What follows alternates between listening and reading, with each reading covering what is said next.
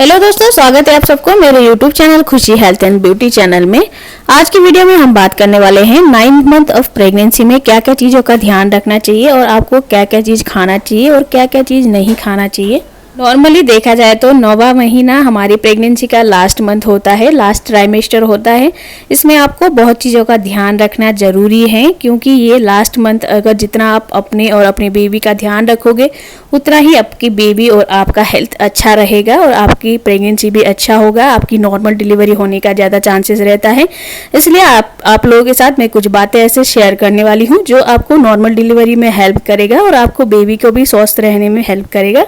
जैसे ही आपका 8 month finish हो जाता है, 9 मंथ लग जाता है, तो आपको खान पान में विशेष ध्यान देना चाहिए। क्योंकि अगर आपको ऐसा लगता है कि आपको भूख नहीं है तो भी आपकी पेट में बेबी को भूख लग सकती है। तो आप जैसे नॉर्मली 3 मील लेते थे, दिन सुबह, दिन को और रात को, तो आपको 9वां महीना लगते ही आपको 5 से 6 मील या फिर 7 मील लेना चाहिए, थोड़े थोड़े हिस्से में करके।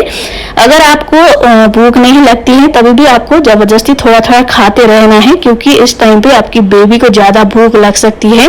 इसलिए आपको थोड़ी थोड़ी देर में 1 घंटे या फिर 2 घंटे में कुछ ना कुछ लेते रहना है। फ्रूट हुआ, ड्राई फ्रूट हुआ या फिर दाल पीना, इस तरह से थोड़े थोड़े करके आप हिस्से में ले सकते हो। इससे आपको भी फायदा करेगा। आपकी जो पेट में जो जगह नहीं बचती है 9 मंथ होते ही, क्योंकि आपका बेबी बहुत बड़ा हो चुका होता है, तभी आपको मोमेंट भी थोड़ा कम फील होता है और आपके पेट में जगह नहीं बचता है। आप एक ही बार ज्यादा खाना खाओगे तो आपको ऐसा लगता है कि आपको जैसे वॉमिट हो रहा है या फिर आपके पेट में जगह ही नहीं बची है। तो इसलिए आप थोड़े थोड़े हिस्से में करके खाइए तो आपको भी अच्छा लगेगा और आपकी बेबी को भी अच्छा लगेगा। आपको इस महीने में पहले से ज़्यादा विटामिन, प्रोटीन, जिंक और आयरन युक्त खाना खाना है।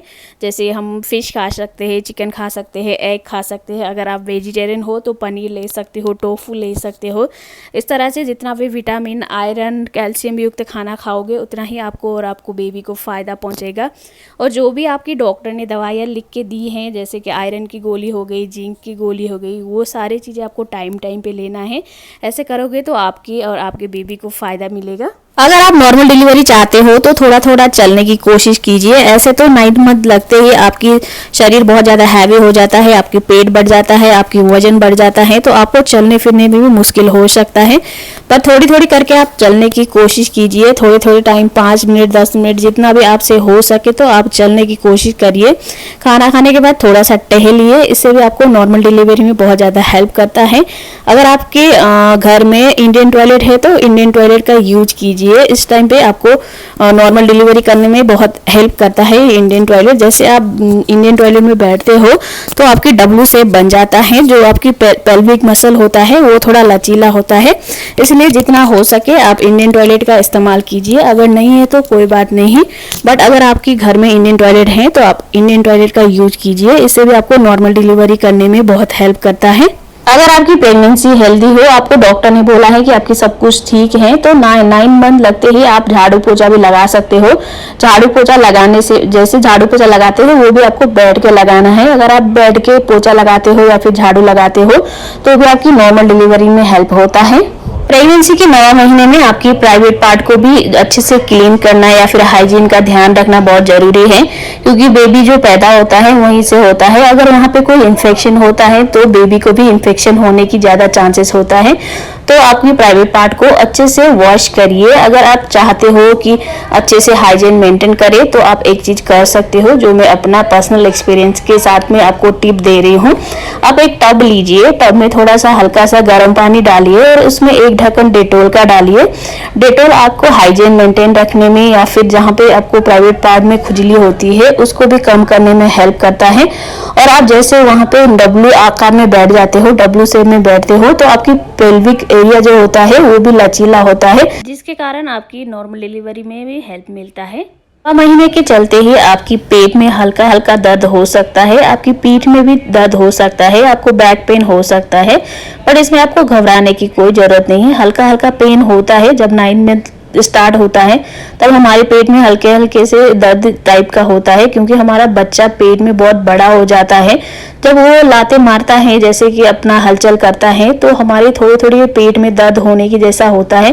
बट इसमें घबराने की कोई बात नहीं है, कोई ज़रूरत नहीं है आपको, ये बिल्कुल भी नॉर्मल है। अगर आपको बैक में बहुत ज़्यादा पेन होता है तो आप थोड़ा बहुत वॉक कीजिए और किसी को बोलिए कि आपकी बैक की मसाज करे, इससे भी आपको बहुत ज़्यादा रिलीफ मिलता है। नॉर्मली आप एक महीने में डॉक्टर विजिट के लिए जाते हो, 1 से 8 महीने तक आपको डॉक्टर नॉर्मली एक महीने में बुलाते हैं।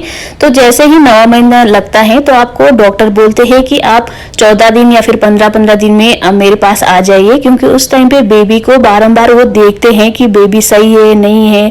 और 9 मंथ में आपको अल्ट्रासाउंड कराना भी बहुत ज़रूरी है, क्योंकि अल्ट्रासाउंड से ही पता चलता है बेबी का पोजीशन क्या है, बेबी हेल्दी है या फिर नहीं है, बेबी किस पोजीशन में है, बेबी ने हेड डाउन किया है या फिर नहीं है, नॉर्मल हो सकता है या फिर नहीं हो सकता है। सब 9 मंथ के अल्ट्रासाउंड में डॉक्टर को पता चल जाता है। डॉक्टर आपको बता देते हैं उसी टाइम पे कि आपकी नॉर्मल डिलीवरी होगा या फिर नहीं होगा। इसलिए 9 मंथ में आपको जल्दी जल्दी डॉक्टर के पास विजिट करना जरूरी है। डॉक्टर जब भी बुलाते हैं, 10 दिन में, 15 दिन में, जितने भी दिन में बुलाते हैं, डॉक्टर डेट देते हैं, तो आप उस टाइम पे जाइए, नहीं तो आपको बहुत ज़्यादा खतरा हो सकता है। आपकी बेबी की हार्ट बीट बहुत ज़्यादा चेक करना जरूरी है 9 मंथ में। अगर कुछ भी उल्टा सीधा होता है, थोड़ा सा भी कुछ भी होता है, तो आपकी बेबी की जान भी जा सकती है। इसलिए 9 मंथ में आपको विशेष ध्यान देना चाहिए। डॉक्टर स्पेशली बोलते हैं कि आपकी बेबी की किक काउंट करो। जैसे 9वां महीना लगता है तो आपकी बेबी की किक काउंट करने के लिए डॉक्टर खुद ही बोल देते हैं। पूरे दिन में आपको 10 बार अगर बेबी किक करता है तो वो बिल्कुल नॉर्मल है। अगर आपकी बेबी की किक 10 बार से कम फील होता है, आपको 10 बार तक नहीं करता है, तो आपको तुरंत डॉक्टर के पास जाना चाहिए।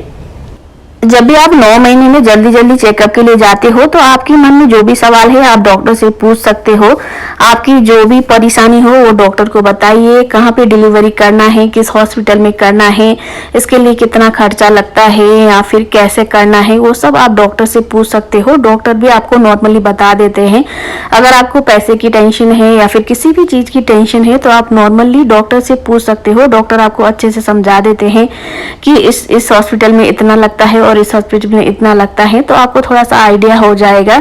और नॉर्मल डिलीवरी में कितना पेन होता है और सी सेक्शन में कितना पेन होता है, ये सारी चीजें जो भी आपके मन में सवाल है आप अच्छे से पूछ सकते हो अपने डॉक्टर से बिना हिचकिचाहट के। इस महीने में अगर आपको ज्यादा थकान होता है तो आप अच्छे से रेस्ट कीजिए, जबरदस्ती आप काम मत कीजिए। बहुत सारे आपके घर वाले ऐसे बोलेंगे कि इस टाइम पे जितना एक्टिव रहो या फिर जितना झाड़ू लगाओ, पोछा लगाओ, जितना काम करो तो उतना ज्यादा नॉर्मल डिलीवरी होने की चांसेस होती है। बट ऐसे भी आप किसी की बात मत सुनिए। अगर आपकी शरीर ऐसा लग रहा है कि आपको अच्छा कंफर्टेबल फील नहीं हो रहा है, आपको चक्कर जैसा आ रहा है और आप कंफर्टेबल फील नहीं कर रहे हो, तो आपको काम करने की कोई जरूरत नहीं है, आप अच्छे से रेस्ट कर सकते हो। इस महीने में आप जितना रेस्ट करोगे, जितना अपने आप को रेस्ट दोगे, तो उतना ही अच्छा आप फील करोगे और आपकी बेबी भी उतना ही अच्छा फील करेगा। तो आप किसी की बात सुन के जबरदस्ती अपने आप को काम में बिजी रखने की कोशिश मत कीजिए, जबरदस्ती काम मत करिए।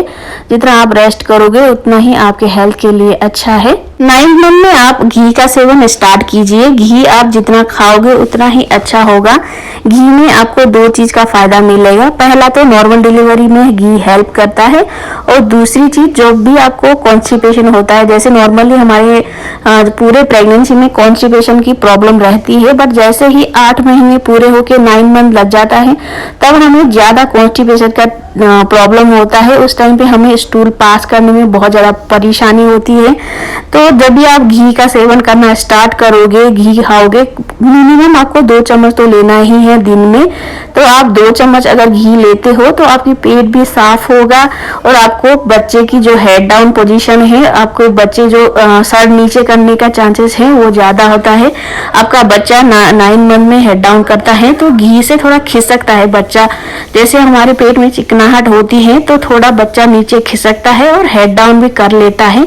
इसलिए आप 9 6 महीना लगते ही 2 से 3 चम्मच घी खाना स्टार्ट कीजिए, आपको बहुत ही फायदा मिलेगा। तो दोस्तों आपको 9th मंथ ऑफ प्रेगनेंसी में इन्हीं चीजों का ध्यान रखना है। हरी पत्तेदार सब्जियां खानी है, हेल्थी डाइट लेना है, डॉक्टर के विजिट टाइम टाइम पे करना है। 15-15 दिन में आपको डॉक्टर के पास जाना है। जब भी आपके पेट में दर्द हो या फिर कुछ ऐसा लगे कि आपको अनकंफर्टेबल फील हो रहा है, दर्द हो रहा है या फिर कुछ ऐसा महसूस हो रहा है, तो आपको तुरंत डॉक्टर के पास जाना चाहिए और अपने आप को अच्छे से केयर करना चाहिए। अगर आपको वजाइना में कुछ इन्फेक्शन होता है या फिर खुजली होती है या फिर व्हाइट पानी निकलता है, तो आपको अच्छे से डॉक्टर से पूछना चाहिए और डॉक्टर की सलाह के अनुसार आपको उसकी इलाज कराना चाहिए। तो यही था आज का वीडियो। अगर आपको वीडियो पसंद आया तो लाइक, शेयर और कमेंट कीजिए और मेरे चैनल को सब्सक्राइब भी कर दीजिए।